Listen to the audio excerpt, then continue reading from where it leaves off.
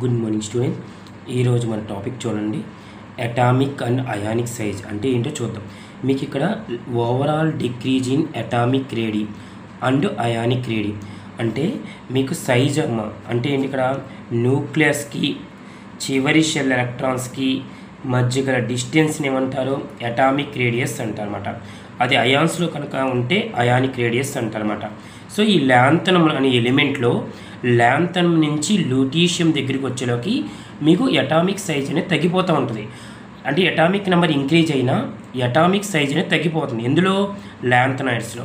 అందుకని మీరు దీన్ని ఏమంటారు, ల్యాంథనాయిడ్ కాంట్రాక్షన్ అని చెప్తారు. So overall decrease in atomic radii and ionic radii from lanthanum to lutetium, దాన్ని మీరు ఏమంటారమ్మా, ల్యాంథనాయిడ్ కాంట్రాక్షన్ అంటారు. అలాగే ఇక్కడ చూడండి, పూర్ షీల్డింగ్ ఎఫెక్ట్ అంటారు.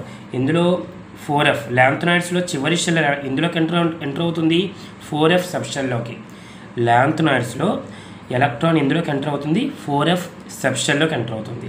అలాగే జిర్కోనియం అండ్ ఆఫ్నియం, వీళ్ళిద్దరి యొక్క అటామిక్ రేడియస్ కూడా ఎలా ఉందంట, ఆల్మోస్ట్ సేమ్ 160, 159. ఓకేనా. ల్యాంథనాయిడ్స్లో అటామిక్ సైజ్ తగ్గిపోతే దాన్ని ల్యాంథనాయిడ్ కాంట్రాక్షన్ అంటాం. అలా కాకుండా యాక్టినాయిడ్స్లో అటామిక్ సైజ్ అనేది తగ్గిపోయింది అనుకోండి, అంటే అటామిక్ నెంబర్ ఇంక్రీజ్ అయినా అటామిక్ సైజ్ తగ్గిపోతే దాన్ని మీరు కాంట్రాక్షన్ అంటాం. ఏమంటాం, కాంట్రాక్షన్. అది ల్యాంథనాయిడ్స్లో జరిగితే ల్యాంథనాయిడ్ కాంట్రాక్షన్ అని, యాక్టినాయిడ్స్లో జరిగితే యాక్టినాయిడ్ కాంట్రాక్షన్ అంటారు. ల్యాంథనాయిడ్స్లో పూర్ షీల్డింగ్ ఎఫెక్ట్ ఎందులో అబ్జర్వ్ చేస్తారు, 4F.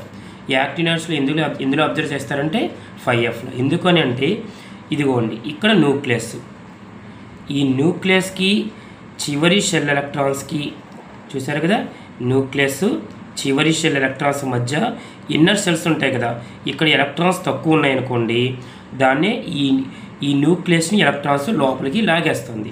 ఆ లాగేయడం వల్ల ఎందుకు అని అంటే షీల్డింగ్ సరిగ్గా లేదు. ఏం షీల్డింగు, న్యూక్లియస్కి ప్రొడక్షన్గా ఇన్నర్ సెల్స్ సరిగ్గా ప్రొడక్షన్ లేవు, అందుకని పూర్ షీల్డింగ్ ఎఫెక్ట్ అంటారు. ఓకేనా, థ్యాంక్ యూ.